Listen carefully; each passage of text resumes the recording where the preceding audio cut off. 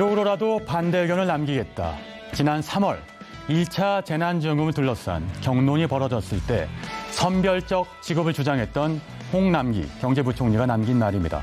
당시는 홍남기 부총리의 의견이 수용되지 않았지만 이번엔 여야가 선별 지급에 합의한 만큼 경제부총리의 소신대로 결정될 공산이 커졌습니다. 그러나 선별적 재난지원금은 지급 기준의 형평성, 소비 진작의 효율성, 피해 구제의 신속성까지 풀어내야 할 실타래가 더 많은 고차 방정식입니다. 국가의 재정 건전성을 생각한 선별 지급이냐, 민생을 생각한 보편 지급이냐. 역시 이 논쟁은 언제 어디든 툭 하고 튀어나오는 난제입니다. 어쨌든 이에 대한 결과는 결국 기록으로 남겨지게 될 겁니다. 부디 긍정적 기록이길 바랍니다. 오늘의 킹슈맨 시작합니다.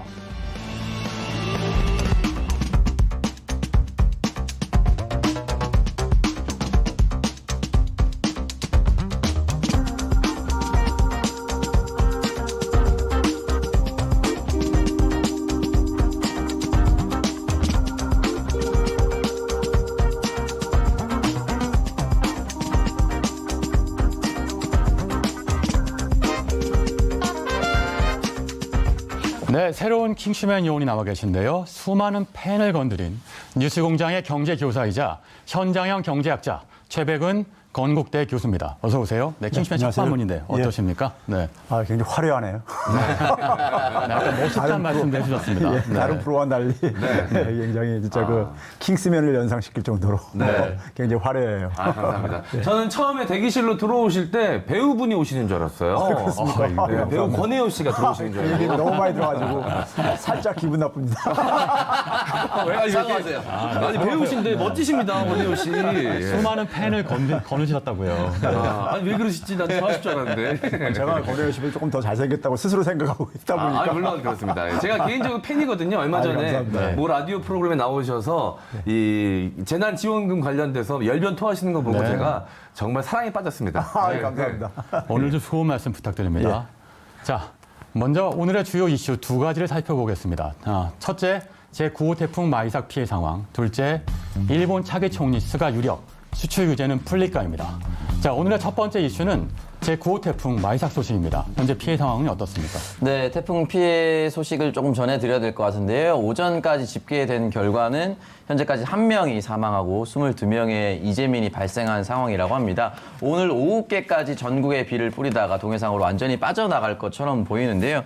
현재 제주 지역은 9월 2일 밤 10시 기준으로 인명피해 건수 7건, 모두 14명이 구조가 됐습니다. 3만 6천여 가구에서 정전이 발생했고 피해 건물만 290건이 넘게 들어왔다고 합니다. 부산 역시 마찬가지인데요. 사망자 1명이 발생했고 이 강풍에 흔들리던 아이스크림 냉장고를 붙잡아 두려던 60대 남성이 냉장고에 깔리는 현상도 있어서 또 뒤늦게 또 구조되기도 했습니다.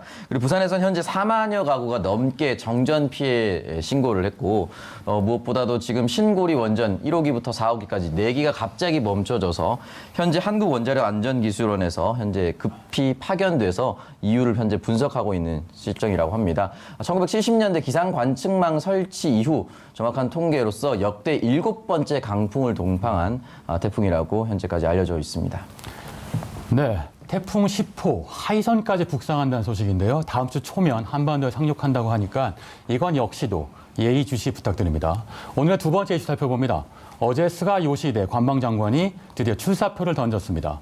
기자회견 발언에도 관심이 쏠리는데요. 발언 내용과 함께 어떤 내용 인물인지 엠리온이 설명해 주시죠. 네, 바로 어제였습니다. 9월 2일에 기자회견을 통해서 스가 요시히데 관방장관이 했던 발언을 좀 정리를 좀 해드리자면요. 지금 일본의 입장이 달라져서는 안 된다. 아베노믹스를 계속해서 이어나갈 것이다라고 이야기했습니다. 현재 일본 내에서 차기 총리로 가장 유력하게 언급이 되고 있는 스가 요시히데 관방장관. 이 세습 정치 문화가 강하게 뿌리박혀 있는 일본 정계에서 보기 드물게 농가 출신의 자수성가형 정치인으로 분류가 됩니다. 역사 수정주의에 집착해서 이 주변국들과 잦은 마찰을 빚었던 아베 총리보다는 이념적 신념이 약한 편이어서 이 대외 정책에 좀 더 융통성을 발휘하지 않을까라는 관측도 존재하고 있습니다. 어데나 어차피 당대표는 이낙연처럼 현재 일본 내에서는 어총스, 어차피 총리는 스가라는 말도 돌고 있다고 합니다. 네, 방금 스가 요시히데 관방장관이 유력하다고 했지만 사실 누가 되든 한일 관계가 어떻게 달라질지 크게 달라지지 않을 것이라는 얘기도 많이 있습니다. 어떻게 분석하십니까? 최백은 요원님. 네. 네, 말씀하셨듯이요. 달라질 거 없습니다. 네. 저는 스가 관방장관이 기본적으로 자기 색깔이 없는 분이에요.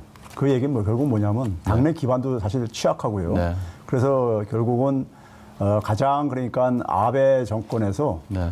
대리인으로 내세우기 편하다 보니까 이제 선정을 하는 것이지 기본적으로 그러니까는 색깔을 바꿀 수 있는 네. 그러한 분은 아니라고 생각이 들고요. 그리고 한일 관계에 있어서는 저는 우리가 기본적으로 바뀌지 않더라도 우리한테 피해는 기본적으로 없다 하는 점에서 왜 그러냐면요. 수출 규제가 지금 형식적으로는 진행되고 있지만은 내용적으로는 이미 다 풀렸어요. 내용적으로는요. 그렇기 때문에 우리 기업들 아우성 소리 없잖아요. 예, 그러니까 그런 점에서는 그러니까 지금 같은 상황을 지속하는 것이 포스트 아베 정권에도 그러니까 기본적으로 우리가 일본이 혐한 감정을 가지고 국내 정치에 이용을 하다 보니까는 그런 이제 기조는 계속 갈 수밖에 없다고 저는 생각이 듭니다. 하던 대로 할 테지만 하던 대로 해도 우리한테는 별 피해가 없을 맞습니다. 것이다. 예, 잘 요약하시네요. 네, 일본이 우리나라를 상대로 처음 수출 규제를 이야기했을 때 많은 사람들이 큰 우려를 나타냈었습니다. 그런데 그때 당시에도 우리 최백은 요원께서는 국민들이 합심하면 100% 이긴다라고 사이다 발언을 하셨어요. 아주 확정적으로 이야기를 하셨었는데 결과적으로 보면 그 발언이 100% 적중했습니다. 제가 그때 첫 번째 사랑에 빠졌었습니다. 네. 그때 당시 이 한일 무역 마찰에 있어서 일본이 불리하다고 판단했던 이유가 무엇이었습니까? 우리가 사실 그 옆에 나라인 일본을 잘 안다고 생각하면서도 모르는 게 많이 있어요. 네. 우리가 흔히 지피지기라는 말 쓰잖아요. 백전백승. 예. 그러니까 이제 싸움을 벌이는 데 속에서 제가 만약에 그 당시에 중국이라든가 미국하고 한다면 그런 얘기를 못 했을 거예요. 근데 일본 경제를 속속들이 안다면은 제 주장이 그러니까는 제가 무슨 경제학자인데 점쟁이도 아니고 그렇죠. 틀리면 저도 굉장히 부담이 큰 거잖아요. 그래서 저는 저 나름대로 일본 경제에 대해서 제가 정확한 지식을 가지고 있다고 생각이 들어서 했던 것인데요. 일본 경제의 문제는 이런 겁니다. 자, 경제를 우리가 이제 크게 보게 되면은 내수하고 수출로 이렇게 나누잖아요. 근데 이제 전체 경제 규모를 100이라고 할 때 내수가 한 80 차지하고요. 수출이 한 20 차지하는 나라예요. 그러면 이제 많은 사람들이 착각하는 게 뭐냐면 내수 중심 경제다. 수출은 별로 영향 안 미친다 이렇게 얘기를 하잖아요. 근데 일본은 내수가 증가를 안 하는 나라입니다. 이게 멈추거나 심지어 후퇴하기도 해요. 그러니까 수출이 증가해야지만이 전체 경제 사이즈를 증가시킬 수 있는 나라예요. 그러니까 수출에 그러니까 타격을 받으면은 경제가 어려워져요. 일본 기업들도 그렇고요. 그러니까요. 그러니까 사실 일본이 우리한테 수출 규제한 건 뭡니까요? 물건을 파는 사람들이 안 팔겠다고 지금 하는 거고 더군다나 일본의 중소기업이 우리나라 대기업한테 물건을 안 팔겠다고 하는 것은 경제 이론적으로 설명이 할 수가 없는 거예요. 이거는요. 이건 이길 수가 없는 게임이죠. 우리나라에서 만약 중소기업이 납품업체가 대기업한테 안 판다고 한번 해보세요. 그게 말이 되겠는가. 그렇죠? 그런 점에서 이건 일본의 그러니까 피해로 그러니까는 나타날 수밖에 없는 거고 우리는 그러니까 오랫동안 거래를 하다 보니까는 그 익숙함과 결별을 해야 되다 보니까 그 단기적으로 좀 불편함은 있다 하더라도 제가 그래서 이제 내부 단결만 하면 시간이 갈수록 일본 피해는 눈덩이처럼 커질 거고 결국은 우리가 이길 것이다 했던 얘기가 이제 그런 근거를 가지고 얘기한 겁니다. 예전에 제가 이제 개그맨이니까 한참 개그맨 활동할 때 그 했던 코너 중에 안 팔아라는 코너가 있었습니다. 장사꾼이 손님이 왔는데 물건 달라 그러면 안 팔아 뭐 이렇게 하는 코미디였는데 그게 코미디였는데 그걸 실제로 일본이 한 거군요. 맞습니다. 사실 한일 경제 관계를 가마지 경제라는 얘기를 많이 맞습니다. 하잖아요. 예. 결국 일본이 여전히 그런 식의 과거의 패러다임으로 한국 경제 바라봤기 때문에 자책골을 먹은 게 아닌가 싶은 생각도 드네요. 맞아요. 예. 한 80년대 이 가마우치 경제가 한참 유행했었죠. 근데 그로부터 그러니까 우리가 특히 2000년 전후부터 해가지고 김대중 정부에서 소위 이제 일본 인재니까 넘어서기 이 전략을 꾸준히 추진해 왔었어요. 그리고 우리나라 대기업들의 기술력이 굉장히 많이 축적이 됐거든요. 그러다 보니까는 그리고 이제 일본의 제조업이 얼마나 망가졌는지를 사람들이 잘 몰라요. 80년대 일본의 제조업은 세계 1위였었습니다. 경쟁력이요. 미국이 와서 배우자고 할 정도로요. 근데 일본의 제조업이 90대 후반부터 망가지기 시작해요. 그 대표적인 사례가 삼성이 반도체에서 그러니까 이제 따라잡기 시작하는 일본의 반도체가 80년대만 하더라도 세계 10대 기업 중에 6개가 일본 기업이었었어요. 근데 지금은 하나도 없습니다. 그럴 정도로 그러니까는 일본의 제조업의 경쟁력이 굉장히 망가졌어요. 그런 상태에서 그러니까 우리한테 일부 부품 소재에서 유일하게 경쟁력을 가지고 있는데 뭐 완성 제조업 제품 같은 경우는 토요타 같은 이제 자동차가 좀 일부 구할 정도고 나머지는 거의 다 추격을 했어요. 그러다 보니까는 그 격차가 상당히 해소된 거를 사실 모르고 과거의 향수에 빠져가지고 이제 그러니까는 그렇게 겁박을 하게 되면 통할 거다 생각한 거죠. 네, 여기서 일단 이 한일 관계는 정리해 보고요. 다음 이슈로 넘어가 보겠습니다. 오늘 지금 본격적으로 오늘의 이슈맵 주제 살펴볼 텐데요. 먼저 영상으로 만나보시죠.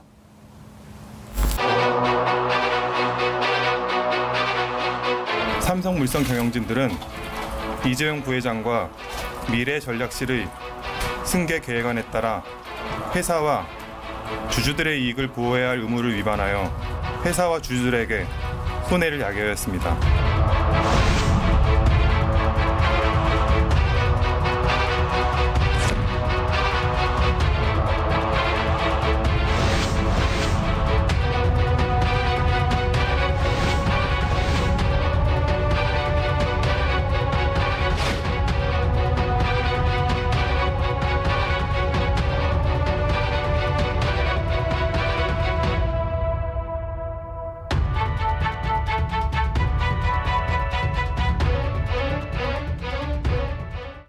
오늘의 주제 바로 이재용 기소와 한국경제입니다. 이정부 회장이 기소된 뒤 언론에서 여러 목소리를 내고 있는데요. 그래서 오늘 이슈맵에서는 이재용 기소와 한국경제에 대한 5개의 연관 키워드를 뽑아봤습니다. 자, 목표 정한 무리한 수사. 이재용은 몰랐다. 잃어버린 10년. 수사심의위원회 권고. 기소돼도 괜찮아. 입니다.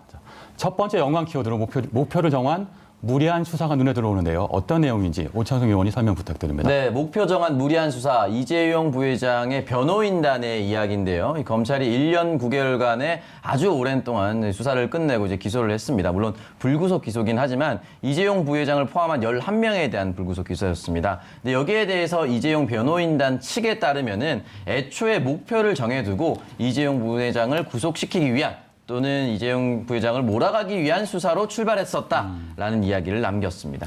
네, 목표를 정했었다. 검찰이 하는 일이 사실 기소여서 목표 정했다기보단 증거를 따라간다고 봐야 할 것 같은데요. 어쨌든 자세한 내용은 공소 사실에 대한 걸 좀 알아보면서 설명해 볼 필요가 있겠는데 어떤 내용입니까? 공소 내용은요? 네, 우선 이재용 부회장에 대한 공소 사실을 보면 자본시장법 위반, 그리고 업무상 배임, 외부감사법 위반인데요. 이재용 부회장의 변호인단 입장문에 따르면 이 모든 공소 사실이 이 수사팀의 일방적인 주장일 뿐 결코 사실이 아니라고 이야기하고 있는 겁니다. 네, 이재용 부회장의 변호인단이 검찰의 기소가 증거와 법리에 기반하지 않았다 이렇게 주장하면서 목표를 정한 무리한 수사라고 주장하는 구체적인 근거가 더 있습니까? 네, 일단은 결국 말씀하셨던 엠요원이 3개로 말씀해 주셨는데 결국은 불법, 편법, 경영 승계를 위한 것이었죠. 이 부분에 대해서 이재용 변호인단 측은 그동안 법원에서 충분한 판단을 내렸었다. 그리고 경영의 안정화, 그리고 부회장의 활동 범위 증가 등등을 따지면서 그리고 증권선물위원회에서 최초에 이제 이 부분을 제기했었는데 수차례 또 입장을 번복했었다. 그리고 12명으로 구성된 회계 전문가가 아무런 문제가 없었다라고 이야기를 하면서 이 부분에서 굉장히 억울하다라는 입장을 계속해서 이야기를 하고 있고요. 그리고 현재 수사심의위원회죠. 제3자적 입장으로 구성된 이재용 변호인단의 입장에서는 굉장히 객관적인 사람들로 구성된 그곳에서도 10대 3이라는 아주 압도적으로 구속 기소를 하면 안 된다. 라는 결정을 내려서 이것은 무리하다라고 계속해서 얘기를 하고 있는 실정입니다. 네, 이재용 부회장의 변호인단은 삼성물산 합병에 대해 합법적인 경영 활동이었다고 주장하고 있습니다. 법원 또한 회계 기준 위반으로 보기 어렵다고 판단했다고 주장하고 있는데요. 이거 관련돼서는 권혜호 의원이 말씀해 주셔야 될 것 같은데. 네. 이 문제는요, 지금들 다 말씀들이 나왔는데 지금 2018년도 말에요. 소위 이제 금융감독원 산하에 이제 증권선물위원회라는 데가 있어요. 그러니까 이제 회계상 문제를 이제 그러니까 심사를 한 건데 거기서 분식회계가 있다고 이렇게 판정이 났었어요. 그러니까 이 분식회계라는 것은요, 일반 시청자들은 잘 모를 수가 있는데 아마 이제 이 연예계에서 활동하시니까 잘 아실 텐데 우리 이제 분장한다 할 때 분자고요. 얼굴에 이제 그러니까 분칠을 하고 한다 네네. 그래. 식자는 이제 장식한다 할 때 식자예요. 그래서 꾸미는 거죠. 그러니까 정확한 핵에 대한 정확한 정보를 그러니까 사실 고지할 의무가 있습니다. 네. 일반 기업들은요. 저 나눌 뿐자인 줄 알았습니다. 예. 지금 그러니까 이걸 이제 뻥튀기 하거나 어쨌든 간에 이것을 이제 좀 조작을 하는 거죠. 네. 이건 우리가 엄청난 피해를 유발하는 그렇죠. 일반 주주들한테. 그래서 이거는 투자자들과. 사실 주요 선진 국가에서는 굉장히 엄중한 처벌을 합니다. 네, 수십 년 이상의 징역에 처하기도 하죠. 맞습니다. 그리고 뭐 기업이 그러니까는 이게 파산하기도 하고 그래요. 굉장히 이건 왜 그러냐면은 투자자들한테 자본을 모아가지고 자본을 모아 투자를 받아가지고 기업을 경영하는 데 속에서 최소한의 투자자들에 대한 지킬 예의인 거죠. 예의인 건데 그거를 어겼다고 이제 판단을 한 거예요. 그러면은 그것에 따라서 단지 뭐냐면 지난해 같은 경우 이게 진작 다시 기소가 이루어졌어야 되는 건데 그 지난해 우리가 하도 시끄러운 일들이 많았었잖아요. 올 봄에까지도 그랬었고요. 그러면서 하여간 이 검찰 자체도 굉장히 하여간 해오리바람에 놓여 있었고요. 그런 상황에서 이게 지연되었던 것들이 지금 이제 뒤늦게 지금 기소로 이어진 건데 제가 생각할 때는요, 이게 기본적으로는 이 승계 문제에 있어서 이게 그러니까는 좀 무리하게 하다 보니까 생긴 문제예요. 우리가 기업이 성장하다 보면요, 대주주의 소유 지분은 갈수록 낮아질 수밖에 없어요. 기업이 성장한다는 얘기는 외부 자본을 계속해서 끌어들인다는 얘기고 창업주라든가 대주주의 지분은 갈수록 낮아질 수밖에 없습니다. 그럼 그 과정에서 소위 말해서 자기의 그러니까는 그 경영권을 지배권을 고집스럽게 집착을 하다가 다시 생긴 문제라고 저는 봐요. 그럼 우리가 이제 흔히 말해서 본인이 그러니까 이재용 부회장이 경영 능력이 있다고 생각하면요, 주주들이 뭐냐면 하기 싫다 하더라도 하라 그래요. 자기들한테 이익이 되니까요.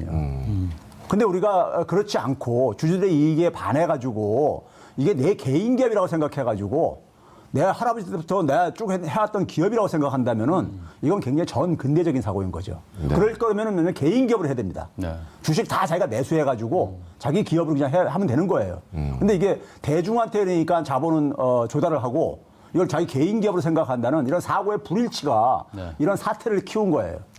네. 사실 결국은 기업은 성장했는데 기업을 거버넌스하는 오너십은 성장을 못해서 이런 문제가 그렇죠. 발생한 것 같은데요.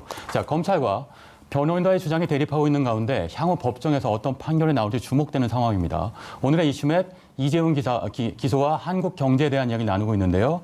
두 번째 키워드는 이재용은 몰랐다입니다. 이게 참 중요한 부분인데 이재용 부회장이 정말 이걸 몰랐을까요? MC 장관요? 네, 이영우 더불어민주당 의원이 지난 8월 25일이었습니다. 국회 정무위원회 질의를 통해서 기업 지배구조 개선 방안 검토라는 제목의 문건을 공개를 했습니다. 일명 스모킹건이라고 불리고 있죠. 이 프로젝트 G 문건이라고 불리고 있는데요. 이 작성 일자가 2012년 12월입니다. 당시 박 전 대통령의 공약인 일감 몰아주기 과세와 이 순환 출자 금지, 금산 분리에 대한 대응 전략이 담겨져 있는 문건이었는데요. 이 검찰은 이 프로젝트 G 문건의 내용이 범죄 계획을 구체적으로 세우고 실행한 정황이라고 보고 있는 것입니다. 그런데 이 이재용 부회장의 변호인단은 이걸 이재용 부회장은 이 문건을 몰랐다라고 주장을 하고 있는 겁니다. 제 개인적인 느낌은 이재용 부회장은 회사 내에서 왕따였다. 이 부하 직원들이 다 그냥 빼놓고 자기들끼리 알아서 했다. 뭐 이런 내용으로 받아들여집니다, 저는. 네, 저 라이브 댓글을 보니까요. 네. 모르는 게 말이 되냐라는 댓글이 올라와요. 그러니까요. 이 왕따였다는 얘기밖에 안 되거든요. 제 느낌은 그렇습니다. 제 개인적인 느낌은. 최 의원님은 어떻게 분석하세요? 네. 좀 정확한 표현하신 거예요. 그렇습니까? 예. 예. 자, 예를 들어서요, 이 중요한 문제에서 그러니까 이제 이렇게나 합니다. 우리가 흔히 말해서 자기가 모시고 있는 상사의 손에 피를 묻히게 하면 안 되는 거예요. 그래서 이제 근데 그 알아서 이제 어쨌든 간에 표정으로 읽었던 구체적인 그러니까 증거물을 안 남겼던 간에 그걸 수행을 했을 때 그렇다고 해서 그걸 모르는 것이냐 이렇게 해석할 수 있는 거냐 이거죠. 그리고 거기에 경영의 최고 위치에 있는 사람이 거기서 책임을 그러니까 면피하는 것은 저는 비겁하다고 생각해요. 네, MC 장원 의원이 결정적인 스모킹건으로 프로젝트 G 문건을 얘기하기도 했습니다만 최근에 단독 언론 보도를 한번 보면 그러니까 관련된 이재용 부회장의 녹취록이 있다는 얘기도 있더군요. 검찰이 이런 녹취록을 확보했기 때문에 기소를 할 수밖에 없었다. 검찰은 증거를 따라갈 수밖에 없으니까요. 이런 이야기도 있던 것 같습니다. 자, 오늘 이슈뱀 이재용 기소와 한국 경제에 대한 얘기를 나누고 있는데요. 세 번째 키워드는 잃어버린 10년입니다. 자, 잃어버린 10년. 어떤 이야기인지 짐작이 가는데요. 오창석 의원 부탁드립니다. 네, 이재용 부회장이 이제 10년 동안 이제 재판에 출석하고 또 구속되기도 하고 풀려냈기도 했는데 이런 것 때문에 경영상의 공백이 있다. 그래서 삼성이 지금 현재 반도체 사업으로 전 세계 시장을 독주하고 있는데 계속해서 이렇게 부회장이 공백이 생기면 이 시장을 지킬 수가 없다. 라고 이야기를 하고 있는데 또 대규모 투자라든지 R&D 개발 또 인수합병에서도 이제 부회장의 공백이 있어서 불가능해지고 있다. 라고 얘기를 하고 있는데 딱 하나만 좀 말씀드리고 싶으면 최근에 그 전 세계 최대 전장업체라고 불리죠. 하만. 네. 9조 3,700원에 인수 합병을 했습니다. 그러니까 뭘 못했다라고 얘기하기에는 이미 증거가 너무 큰 것이 있지 않나라는 생각도 좀 드네요. 네.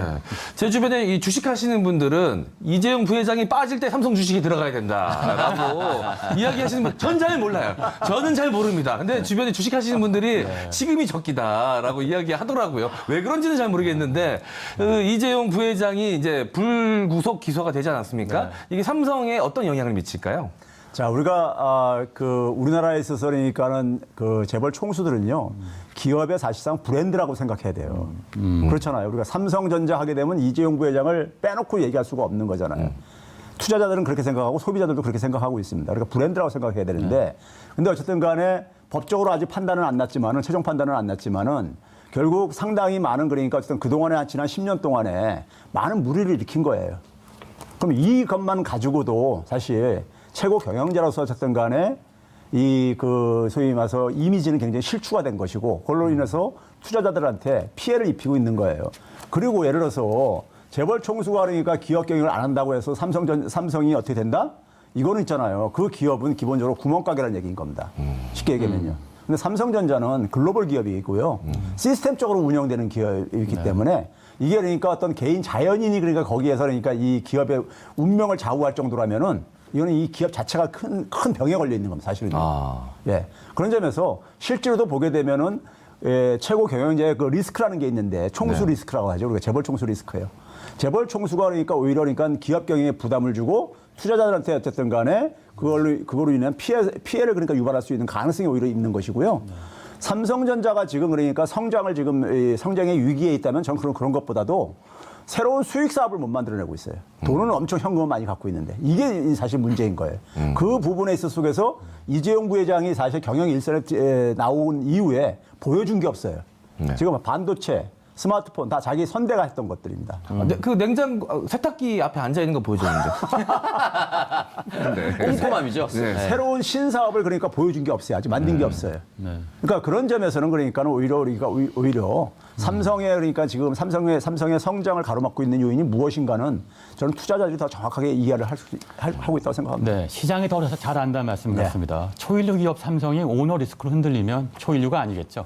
자, 오늘의 이슈맵 이재용 기소와 한국 경제에 대한 이야기를 나누고 있네요. 마지막 키워드는 기소돼도 괜찮아입니다. 이재용 부회장이 기소돼도 한국 경제가 정말 괜찮은 것이냐. 이런 의문을 제기하는 보수 언론들이 많이 있었는데요. 최백은 의원 어떻게 분석하십니까? 앞에 이제 얘기한 거하고 이제 맞물려 있는 건데요. 이재용 부회장이 없었을 때, 심지어 그러니까는 감옥에 가 있을 때도 삼성전자는 잘 순항하고 했었습니다. 그런 점에서 삼성전자 정도면은 저는 기본적으로 시스템에 의해서 운영되기 때문에 그리고 이재용 부회장이 자기 때문에 그러니까 삼성전자가 발목을 잡히길 본인 스스로도 원치 않을 거예요. 그런데 반도체 전쟁이 벌어지고 있다는 이유 때문에 그래서 한국 경제 전체가 흔들리지 않겠느냐라는 우려들을 막 자고해요. 그게 근거가 있습니까? 저는 전혀 근거가 없다고 봐요. 왜 그러냐면은 삼성전자 입장 속에서는 반도체에 대한 그러니까 투자는 장기적인 그러니까 이 계획에 의해서 집행이 되어지고 있는 것이고요. 그런 점에서 오히려 그러니까는 만약에 이재용 부회장에 의해서 만약에 이게 그러니까 변경이 된다고 한다면요. 그건 아까 얘기했듯이 글로벌 기업이 아닙니다. 예. 네. 삼성이 싸우고 있는 반도체 시장은요, 일본과는 치킨 게임을 했지만 앞으로 대만과는 두뇌 싸움을 해야 될 것 같습니다. 이 얘기는 차차 얘기 전해드리도록 하겠고요. 자, 이제 댓글 상황을 좀 정리해 볼까 싶은데요. 네, 실시간 유튜브 댓글 상황 보고해드리도록 하겠습니다. 지금 때 아닌 게시판에 논쟁이 하나 벌어졌습니다. 게시판이요? 지금 저희는 삼성 이야기를 뜨겁게 하고 있었는데 댓글창은 다른 걸로 뜨거웠어요. 뭔가요? 최백은 가발 논란이었습니다. 뭡니까 그게? 아니 서로 지금 아니에요. 지금 곱슬이시고 숱이 너무 많아서 그래요. 그래서 막 댓글러들끼리 지금 막 싸우고 있습니다. 교수님 고소하세요. 고소해도 괜찮아. 저를 통해서 즐거움을 얻는다면야 뭐죠? 네, 아니 제가 이게 아까부터 저도 유심히 봤는데 부러워서 봤거든요. 아, 머리숱이 굉장히 많으세요. 그래가지고 지금 이런 논란이 좀 생긴 것 같습니다. 자, 그리고 그리고 많으세요? 네. 누가 권혜효고 누가 최백은인가 뭐 이런 이야기도 올라오고 있고요. 네, 자 이분은 그 유튜브 삼성은 우리의 희망이지라고 또 달아주신 분, 또 다른 의견을 표현해주신 분도 계십니다. 자, 그리고 이상한 데다 돈 주지 말고 세금 제대로 내자 뭐 이런 이야기도 있었고요. 이재용 변호인단 경력 엄청 화려할 것 같음. 그리고 M장 왕따 농담 너무 마음에 들었어요. 그리고 미국 분식회계 사기 엘리엇에 대해 언젠가 다뤄주세요. 모르는 사람이 너무 많아요. 라고 자 올려주신 분도 계셨습니다. 네, 재밌었습니다. 자, 지금까지 유튜브 댓글 상황 전해드렸고요. 여러분은 지금 생방송으로 진행되는 킹슈맨과 함께하고 있습니다.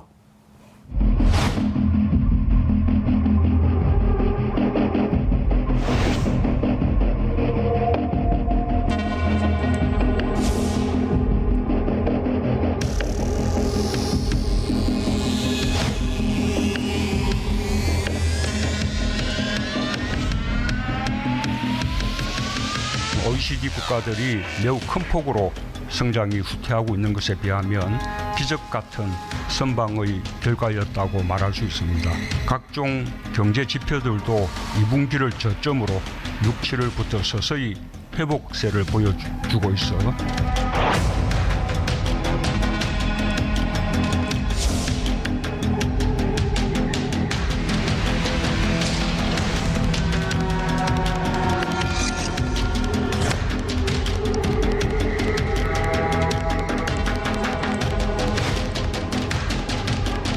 앞으로 이런 비슷한 재난지원을 주게 된다면은 제가 보건대 100% 국채 발행에 의해서 의존할 수밖에 없는 상황입니다.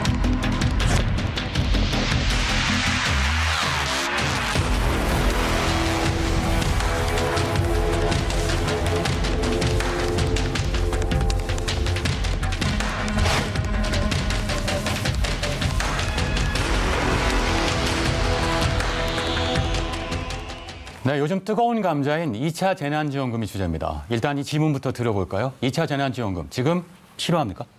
지금 타이밍도 지금 사실 너무 잃어가고 있어요. 예. 오히려 늦었다. 예, 지금 상황이요. 현장을 되게 정책을 수립하는 그 관료들이요. 되게 통계 자료에 많이들 의존하는데 통계 자료는 되게 7월 달 것까지 나와 있습니다.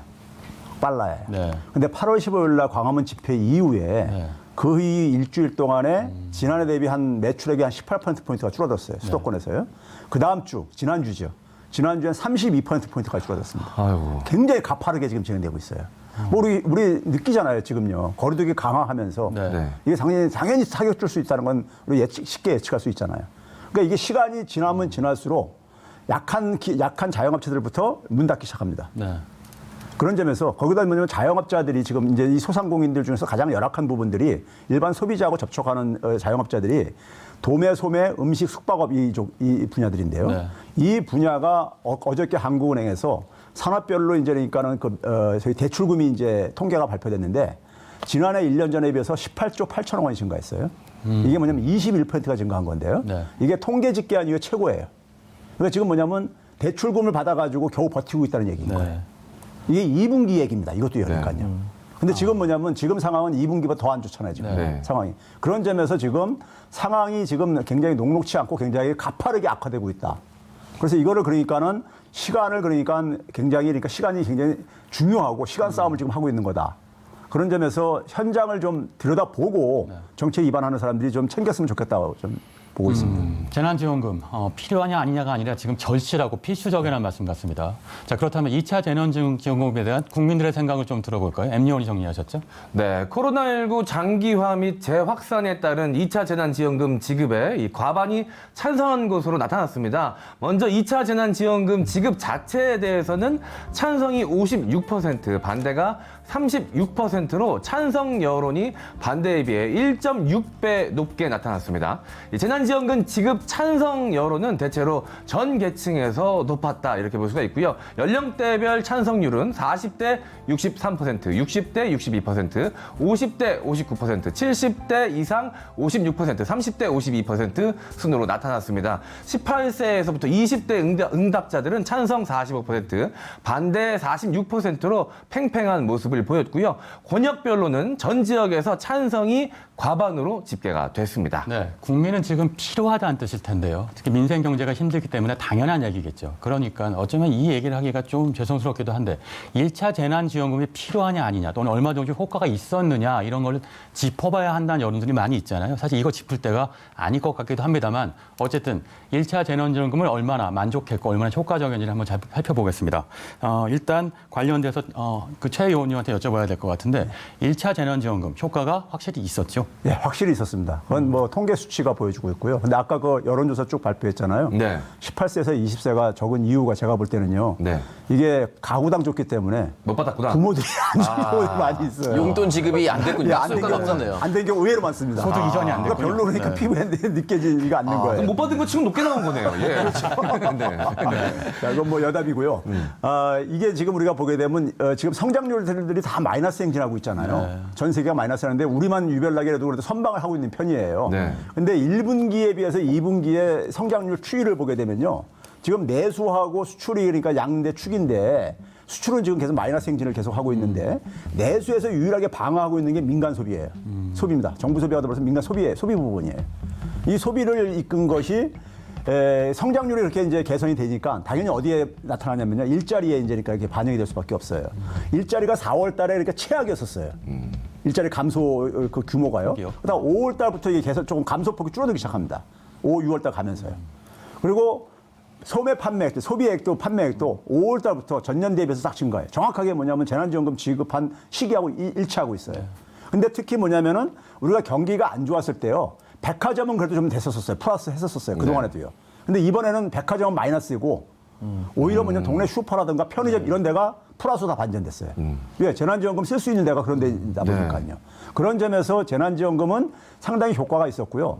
제가 6월 달부터 사실은 2차 재난지원금 해야 된다고 이렇게 주장했던 사람인데 왜 그러냐면요. 6월 하순 들어가서면서 이게 꺾이기 시작해요. 이게 다 소비를 많이 하고 나니까 이제 미리 다 쓴 사람들도 있고 그러니까요. 그래서 이게 지금 재난지원금은요. 우리가 어떤 의미에서 한 거냐면은 지금 사회적 재난이 지금 발생한 거잖아요. 그걸로 어쨌든 간에 소득 붕괴가 일어난 거예요. 경제도 생태계이기 때문에 연결망입니다. 소비, 유통, 생산, 유통, 소비를 이렇게 이어지는 이게 연결망이에요. 근데 사람들이 거리두기 하니까는 소비 활동이 위축되잖아요. 그러니까 자영업자들이 타격 보게 되고 자영업자 타격 보니까는 물건을 공급하는 기업도 타격 보고 고용이 또 이제 그러니까 줄어들게 되고요. 이게 연쇄적으로 나타나는 거거든요. 그러니까 이거를 뭐냐면 억지로 그 연결망을 이어주기 위해서 도입한 것이 이게 바로 이제 그러니까 지역화폐하고 연결시켜서 한시적으로 다 소비하게끔 하는 이 정책이 굉장히 유효하게 나타났던 겁니다. 네. 예.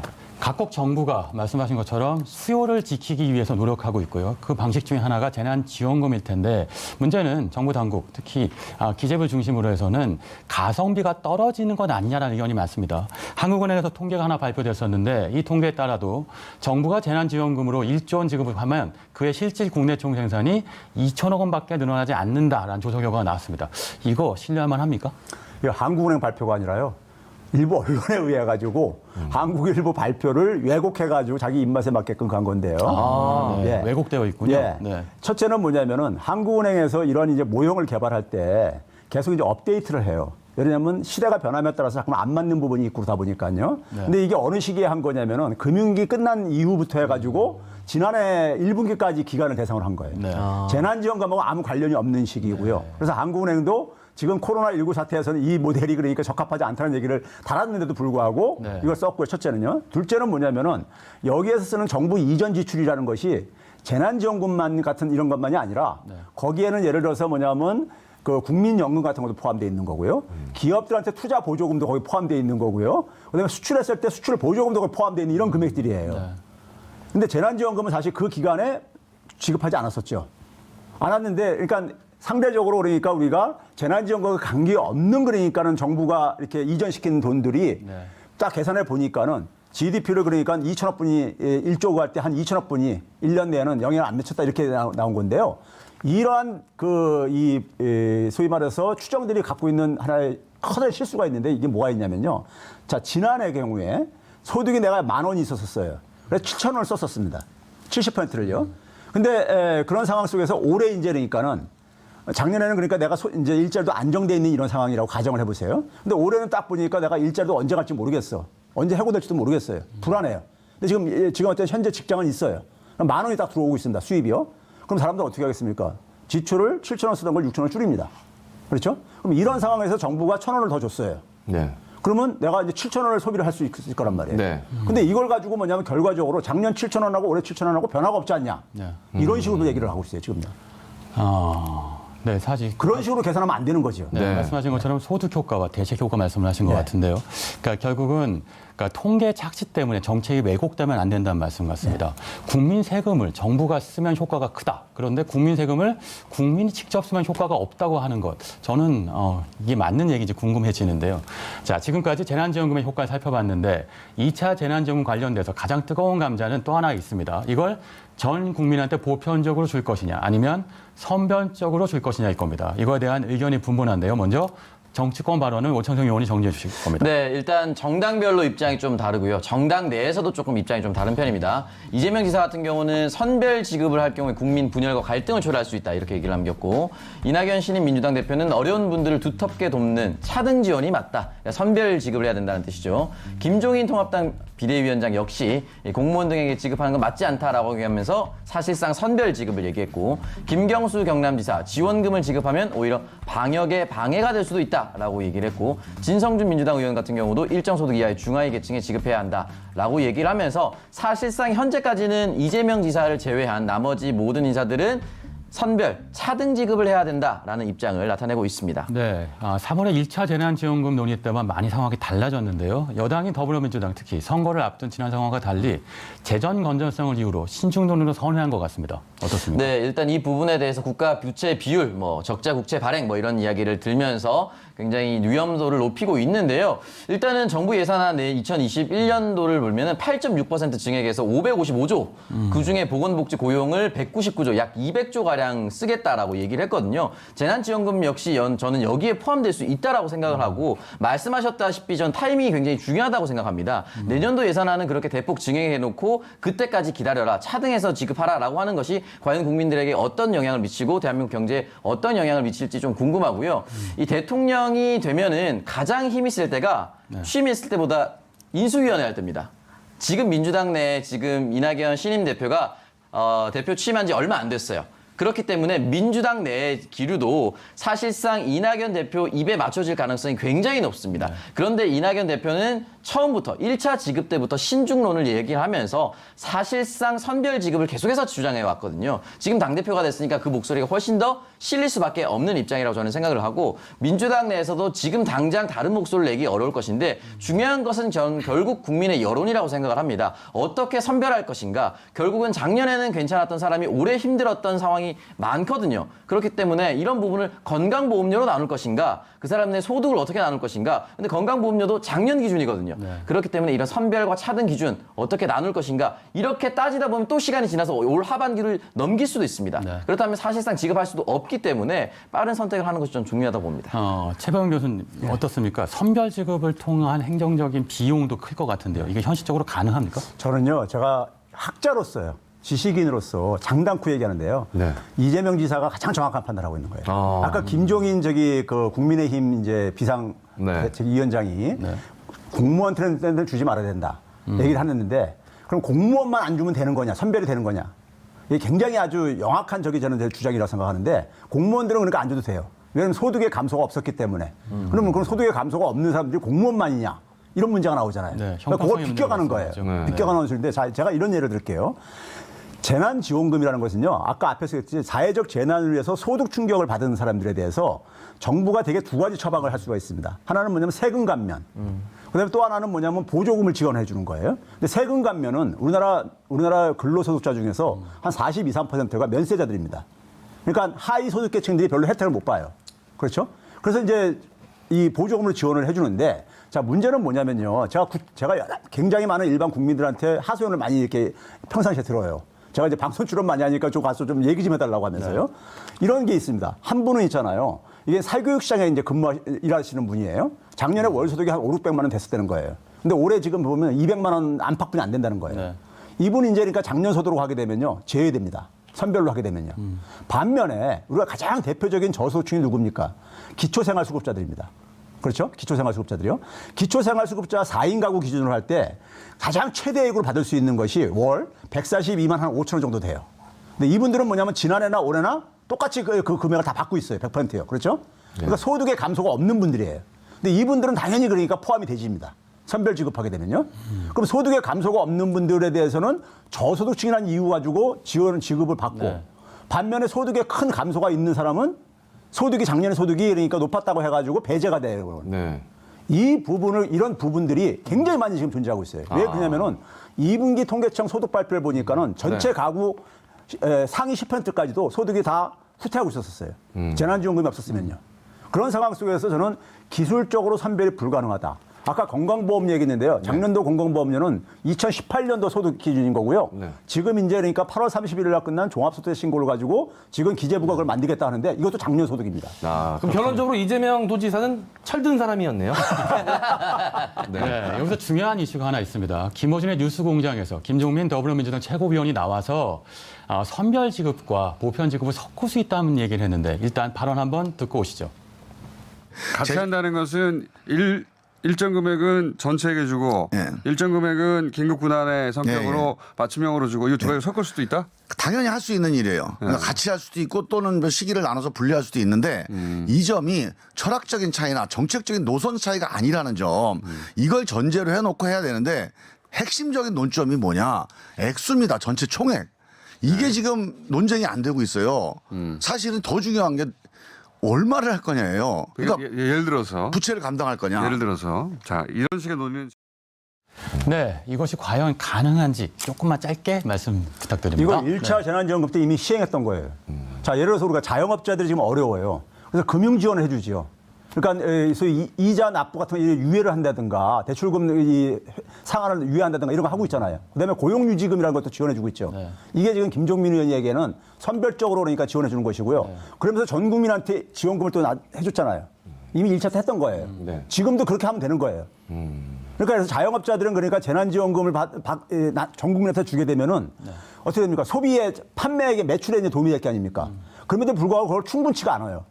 충분치가 않고 그러니까 그렇기 때문에 거기에 따라서 다른 또 맞춤형 대책이 필요한 거예요. 그분들한테요. 그런 점에서 가장 현실적인 저는 사실 대책이고 지금도 하고 있는 겁니다. 가장 현실적인 대책이다. 이렇게 정리하겠습니다. 자, 최근 가장 뜨거웠던 논쟁이 벌어지고 있는 2차 재난지원금 지급 방법에 대한 주제 살펴봤습니다. 오늘의 킹덤어록 이렇게 제시해 봅니다. 사랑은 타이밍이다. 그리고 경제도 결국 타이밍이다. 네. 맞는 말이네요. 많이들 공감하시는 것 같습니다. 공감가는 얘기입니다. 네, 최백은 교수님, 오찬성 의원님 여기서 인사드리겠습니다. 두 분 수고하셨습니다. 네, 감사합니다.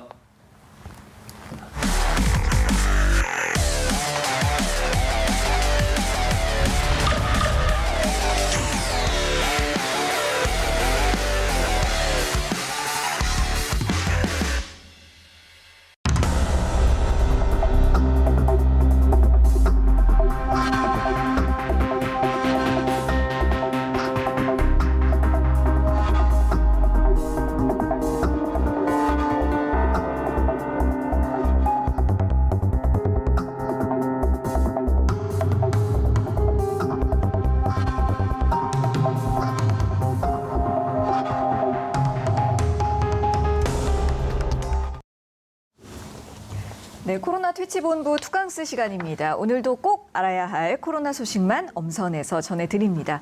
자, 먼저 오늘의 코로나19 리포트부터 살펴보시죠.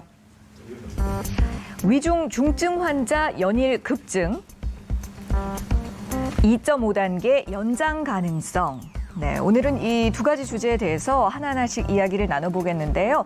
먼저 조금 전에 들어온 속보부터 전해드리겠습니다. 조금 전 방역당국에서 오늘 0시 기준으로 국내 확진자 현황을 발표했는데요.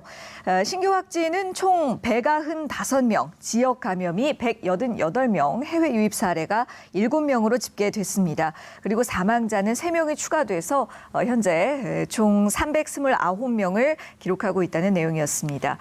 어제에 비해서 확진자 증가폭이 꽤 줄기는 했습니다만 이와 연관해서 다시 코로나19 리포트 내용으로 돌아가 보자면 하지만 최근 들어 이 위중 중증 환자가 크게 급증하고 있다는 것은 문제적인 부분으로 볼 수 있겠습니다. 어제 하루 동안만 위중 중증 환자 20명이 늘어났고요. 현재 124명에 달하고 있습니다. 국내 코로나19 발생 이후로 가장 많은 수치라고 할 수 있거든요.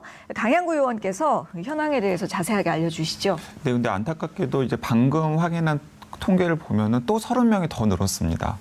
예, 그래서 124명이 아니라 이제 154명으로 30명이 늘었고요. 이제 그러면서 당연히 전국이나 혹은 수도권의 중증 환자를 수용할 수 있는 병상도 계속해서 줄어들고 있는 상황입니다. 이렇게 생각을 하시면 됩니다. 이번 주에 좀 줄어들긴 했습니다만은 평균적으로 하루에 200명 정도의 신규 확진 환자가 생겼거든요. 그러면 그렇게 발생하는 200명의 신규 확진 환자 가운데 적게는 5%에서 많게는 10%가 위중증 환자라고 생각을 하시면 돼요.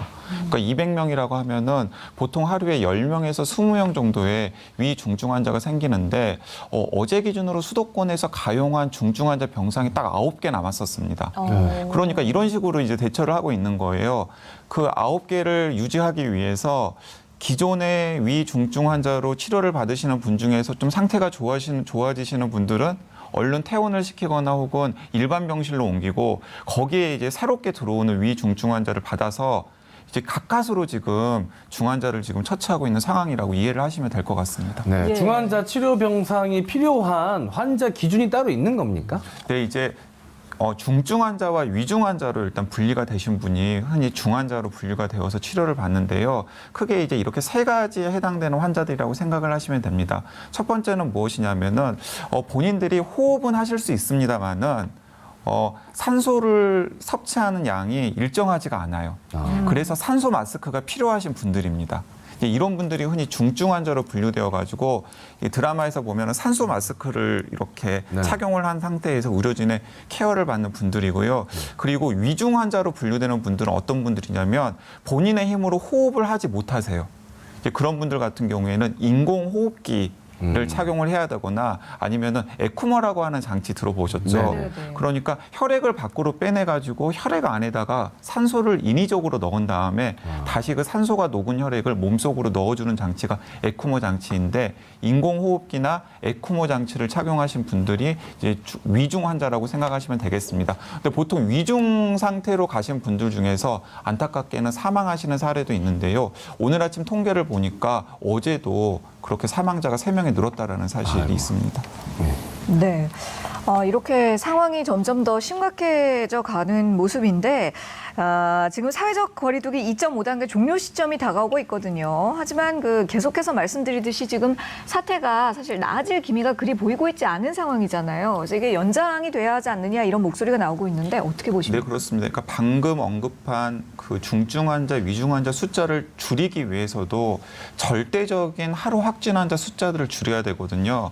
지금 정은경 본부장을 비롯한 방역 당국이 목표로 하고 있는 숫자는 하루 확진 환자가 100명 미만으로 줄어드는 거예요. 그래서 100명 미만으로 줄어들어야 아마도 사회적 거리두기 2.5단계를 조금 느슨하게 할 수 있을 것입니다. 그런데 사회적 거리두기 2.5단계를 하기로 한 시일이 이번 주 일요일 그러니까 9월 6일이잖아요. 근데 지금 상황으로 봐서는 9월 6일까지 하루 확진 환자 숫자가 100명 미만으로 줄어들기는 어려워 보입니다. 네. 그렇기 때문에 아마도 방역 당국이 여러분들과 의논을 해서 9월 6일 이후에도 시민들에게 한 번 더 양해를 구한 다음에 사회적 거리두기 2.5단계를 일주일 정도 더 연장해야 되는 상황이 생길 수 있지 않을까 합니다. 걱정입니다. 네, 걱정이네요, 정말. 네, 연장이 필요하군요.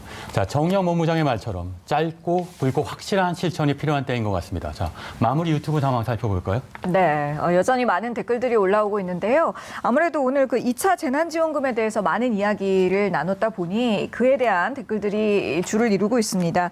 선별 지급, 모두 지급 아직 모르지만 광화문 갔던 사람들은 빼고 주자. 예.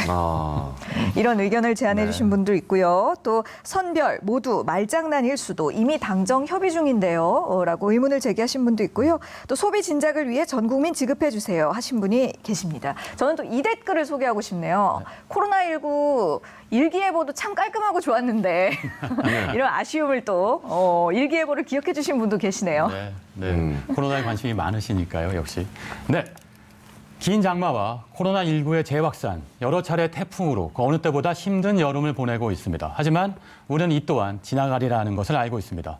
힘든 여름을 보내고 풍요로운 가을을 기다리며 오늘의 킹슈맨 여기서 인사드리겠습니다. 저희는 다음 주 월요일, 내일 오전 9시에 다시 찾아보겠습니다. 감사합니다.